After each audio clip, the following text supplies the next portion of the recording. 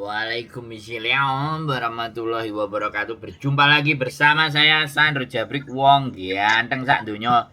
Ada apa Mbak? Gerangan? Ada masalah apa? Mohon untuk tidak menyebutkan nama dan identitas dalam percakapan ini karena percakapan ini akan saya naikkan dalam konten YouTube. Gimana Mbak? Sampean pakai handsfree ya? Iya. Suaranya ngakuk-ngakuk. Oke. Boleh. Maaf ya, tolong bantu jawab. Teman saya kan di Makau ditahan imigrasi dari bulan 4 yang lalu. Itu karena visa mati. Terus? Jadi dia ini minta saya jenguk gitu. Nah saya itu nggak tahu kayak gitu. Gimana cara apa aja yang perlu dibutuhkan untuk menjenguk itu, bisa apa enggaknya itu saya juga nggak tahu gitu. Terus? Itu apa bisa dijenguk kalau tahanan imigrasi gitu? Oke. Sudah, boleh saya jawab? Iya. Tahanan itu di setiap negara, Hong Kong, Makau, semuanya, Cina, semua boleh dan bisa dijenguk, Mbak. Yang penting prosedurnya tahu. Kalau nggak tahu prosedurnya ya bingung. Jadi prosedurnya adalah sampean dikasih tahu nomor penjaranya berapa, sampean dikasih tahu nama lengkapnya siapa.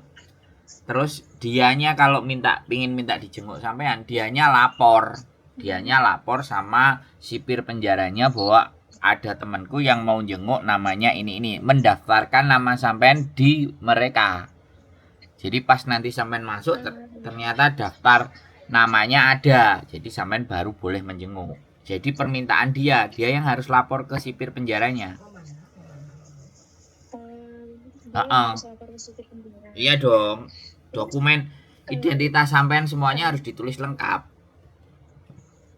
Kayak paspor, KTP gitu ya? Ya, paspor, KTP, ya visa yang tertera di sampean saya nggak ngerti statusnya sampean apa gitu kan. Nanti baru sampean tanggal penjengukan boleh. Jadi itu kalau pakai cara dia yang ngasih laporan. Cara yang kedua, sampean bisa ke KJRI, ya kan? Kan KJRI ada jadwal penjengukan. Setiap teman-teman yang ada di tahanan antara Hong Kong dan Makau itu datanya pasti ada datanya di KJRI. Nah, cacat sampean dari yang namanya teman sampean itu kan ada semuanya komplit, sampean tunjukin ke KJRI. Dianya WA saya atau dianya telepon saya, Pak. Lah saya juga nggak ngerti prosedurnya. Boleh nggak saya juga minta bareng kalau ada jadwal KJRI jenguk para tahanan-tahanan itu gitu. Itu KJRI Hong Kong atau Makau? Hong Kong, karena Makau nggak ada KJRI-nya, Mbak. Oh, semuanya itu di Hong Kong KJRI-nya. Tapi kantor perwakilan di Makau yang terakhir dulu itu saya ada shelternya, tahu.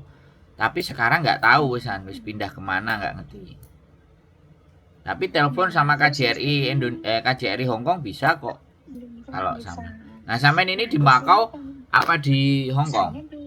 Saya di Hong Kong. Nah, boleh.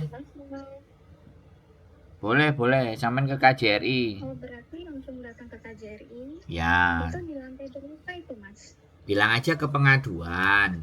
Di bagian bawah itu belakangnya satpam itu kan ada pengaduan itu. Iya. Nah, masuk aja di situ. Kemudian sampaikan apa maunya sampean, tulis di kertas kasusnya apa, case-nya apa. Itu boleh. Oh iya. Nah, ini apa itu masalahnya? Bahasanya ini saya tidak tahu nanti di Makau-nya bertemu dengan polis Makau itu. Bahasa Inggris saya tidak dapat. Bahasa Kantonis? Kantonis bisa. Ya, bahasa Inggrisnya nggak paham. Ya udah Kantonis aja. Apa tahu sipir Makau bahasa Kantonis? Ya tahu Mbak, Makau Hong Kong itu bahasanya sama, Kantonis. Sampean ini apa nggak pernah keluar rumah, apa nggak pernah libur? Libur, cuman saya nggak paham yang gituan, Mas. Nah, saya pikir Mandarin bahasanya. Ya nggak apa-apa, sampean ngomong Mandarin mereka juga paham. Justru itu saya nggak paham, makanya saya itu bingung pakai bahasa apa, bahasa Inggris nggak gitu paham, bisanya cuman Kantonis. Ya memang Kantonis. Makau itu Kantonis juga bisa diterima. Oh, saya pikir itu Mandarin sama Nah, Inggris, makanya saya nggak jenguk-jenguk sampai sekarang gitu. iya, jangan dipikir-pikir terus Mbak, didiskusikan, ditanyakan. Pasti sampean kan nggak punya teman, makanya nelpon saya. Iya, nah iya betul. Nah itu juga. Terus kalau jenguk sendiri itu saya juga tidak berani. Ya sudah, ngomong sama temennya, saya Saya nggak tidak pernah ke berani. Makau. Ya, ya bilang aja tidak berani. Kalau sampean pertanyaan kepada sayanya tidak berani, ini saya nggak bisa jawab karena itu psikologis ya Mbak. Ya, kalau sampean tidak berani, Maksudnya sampean apa bisa dibantu gitu? dibantu gimana? Saya nganterin sampean. Kalau sampean minta nganterin sampean, artinya sampean siap bayari saya loh Mbak. Bayaranku itu larang loh Mbak. Waduh, nggak puas saya. Nah, makanya aku bilang, ya sekali lagi, kalau sampean minta dikawanin dan itu semuanya, kan take time, ngambil waktu, ya kan? Dan Iya. ketika sudah nyampe di sana pun, ketika nama saya tidak tertera sebagai tukang jenguk, ya kan? Iya. Automatically saya juga nggak bisa masuk. Nah, gini aja deh. Iya. Nah, nanti kalau sampean mau minta dianterin, saya ada nomor yang sukanya. Ini organisasi, tapi mbaknya ini juga baik. Ya, dia mbaknya baik. Iya. Selalu, saya pernah dulu pingin bikin konten ketika saya di penjara sebelumnya, tapi mbaknya kebetulan pulang ke Indonesia. Terus sekarang udah balik lagi, terus dia WA saya lagi, Mas Andro, saya ada jadwal hari Minggu mau jenguk ke Lowu, penjara Lowu. Kalau Mas Andro bersedia ikut, monggo. Nah, barangkali ketika sampai nanti saya kasih nomornya mbaknya, beliaunya yang orang baik ini ya, suka jenguk-jenguk, Iya. barangkali mereka juga ada schedule atau jadwal jenguk ke bagian Makau. Nah, kalau jenguk sampean bisa ikut karena dia sebenarnya ada beberapa akses. Saya juga nggak tahu aksesnya kemana, KJRI atau apa. Barangkali iya, sampean tinggal ngomong, tadi direkomendasi sama Mas Sandro, bilang aja gitu, atau direkomendasi sama Sandro untuk menghubungi mbaknya, barangkali juga nengokin di Makau. Nah, sampean boleh, biasanya mereka juga berangkat dan bisa ngajak, siapa tahu ya, sekali lagi. Terus kalau mbaknya, Iya. oh mohon dimaafkan kalau jadwal ke Makau belum ada, ya mohon dibantu juga apabila. Lah sampean harus setor namanya, ya kan? Namanya yang di penjara itu siapa, data identitasnya bagaimana, kirimkan, kasih ke mbaknya juga, ke beliaunya juga, biar juga dilaporin ke KJRI atau dilaporkan ke penjaranya sana. Mereka kirim surat untuk bersurat untuk dibalesi, terus diterima. Kan ada beberapa prosedur mbak. Kita juga bisa bersurat, yang penting kita tahu namanya dan nomor penjaranya. Karena kalau udah tahu nama dan nomor penjaranya, biasanya sivilnya ngasih izin. Karena berarti pihak yang di penjara itu nginformasiin ke kita karena dia tahu. Nah, itu biasanya prosedur juga bisa begitu. Tapi kan permasalahan sampai tadi kan takut, nggak berani. Iya, karena saya nggak ada pengalaman ke situ, kayak takut gitu. Jadi gini mbak, sampean itu sudah dari Indonesia ke Hong Kong. Ini kita memperbaiki ketakutannya ya. Kita memperbaiki ketakutannya. Ya. Kalau masalah nemenin sampean ya aku nggak bisa bantu banyak ya. Tapi kita bisa masalah takutnya itu begini. Jadi kehidupan sampean itu dari Indonesia sudah bergeser ke Hong Kong. Kalau kita selalu hanya isinya takut dan tidak berani. Ya, selain tak kasih beberapa hal tadi ya. Jadi saya ini bukan nggak ngasih solusi loh ya. Solusinya ada. Cuman masalahnya samennya yang takut dan samen mau ngambil solusi itu tadi apa enggak. Kan saya tadi udah kirim surat, nama sampean didaftarkan, sampean bisa ke KJRI, sampean bisa ke Mbak. Jadi alternatif untuk jenguk itu sudah tak kasih ya. Sekarang kan masalahnya masih ditakut. Nah, saya mau bongkar yang ditakutnya. Ya. Sekarang di dalam diri sampean, kehidupan itu kalau sampean takut, maka hidup sampean hanya begitu-begitu saja, Mbak. Sampean nggak banyak tahu, nggak banyak punya pengetahuan karena nanti takut ditipu ini, nanti takut kesasar ini, nanti takut kayak gitu. Terus itu yang pertama. Yang kedua, kenapa ada rasa takut? Sampean nggak punya pengetahuan. pengetahuan kurang tentang Makau. Makanya dimulai bagaimana cara pergi ke Makau. Naik bis, naik kapal feri, internetnya bagaimana nanti di sana, pakai Google Map, lokasi penjaranya di mana. Itu semuanya sampean pahami dulu. Setelah itu semuanya paham, maka alternatif yang terakhir pasti akan muncul keberanian. Orang tidak berani, takut itu bukan karena dia bodoh, tapi pengetahuannya akan hal itu tuh kurang. Sehingga mentalnya tidak cukup kuat. Bisa dipahami, Mbak? Ya benar itu. Nah, boleh jadi nanti kalau ada sohib, karib, bestila atau siapapun ketika sampean bilang, ayo sambil main, sambil nengokin temenku di penjara, janjian, monggo. Bisa dipahami nggak, Mbak? Saya ngomong. Iya. Jadi semua masalah sampean itu sebenarnya sudah tak kasih solusinya semuanya. Nah, menurut sampean gimana? Coba, masih takut? Tidak, saya coba. Nah, ini baru orang nelpon dapat nilai, dapat manfaatnya begini. Oke, tidak saya coba. Nah, ya. Alternatif pertama, tanya ke KJRI. Alternatif kedua, nanti tak kasih nomornya mbaknya yang suka jenguk di penjara. 2. Alternatif ketiga, sampean jalan sendiri dan sampean berkirim atau bersurat.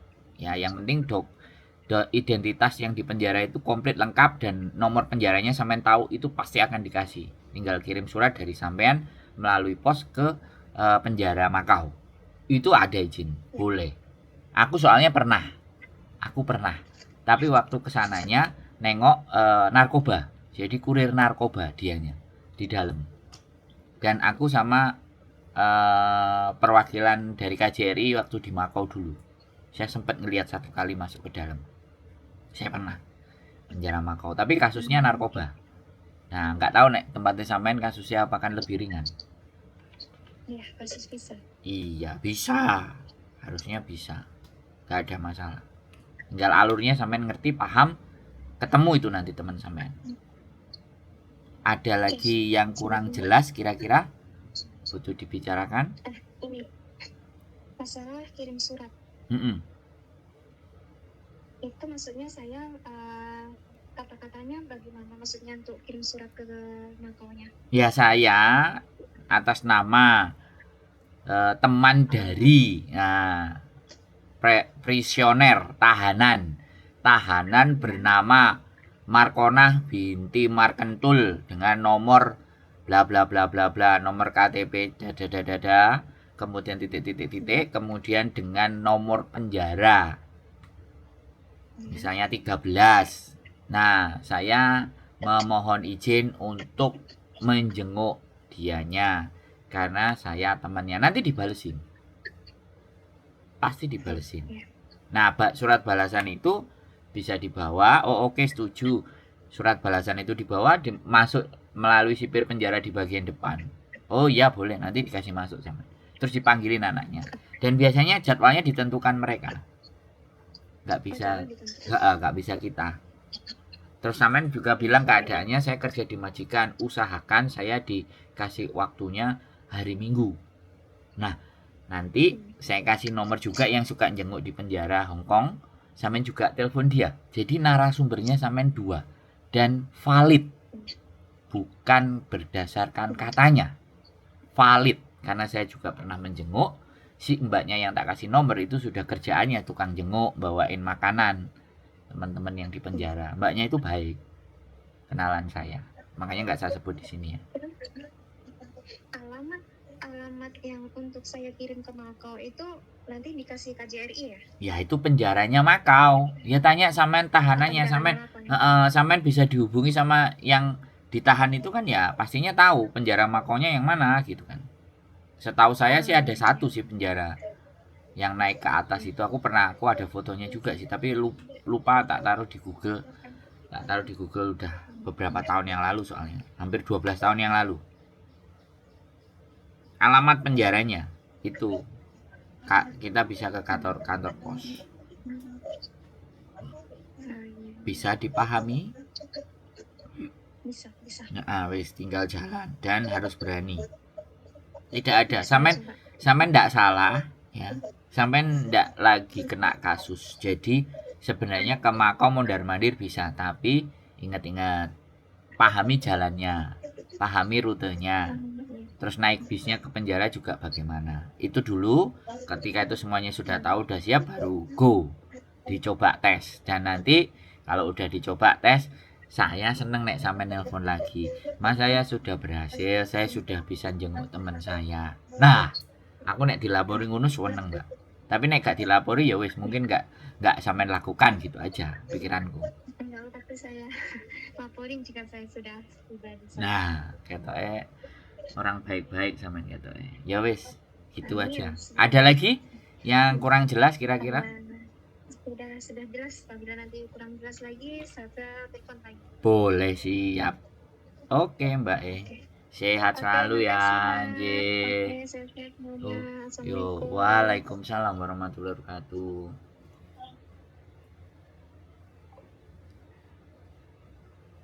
Oke teman-teman ya, namanya teman, sohib, karib ya, apapun itulah ceritanya, bla bla bla bla, A B C D F G ya. Kalau kita hidup itu takut ya sudah, maka it's nothing. Kita nggak akan apa-apa dan nggak akan kemana-mana. Tapi saya yakin Mbaknya dengan penjelasan pelan-pelan dia akan coba dan muncul keberanian. Ketika keberanian pertama muncul, keberanian kedua, ketiga, keempat akan mengikutinya. Jadi lawanlah rasa takut itu. Ya, bagaimana caranya? Nambah pengetahuan, bertanya sumber informasi yang valid dan akurat, jangan asal. Dan pastinya kalian harus mencoba. Nanti rasa takut itu akan terbayar lunas dan kalian akan timbul keberanian baru. Tetap semangat, keep stay tune my YouTube channel and see you next video. Bye bye.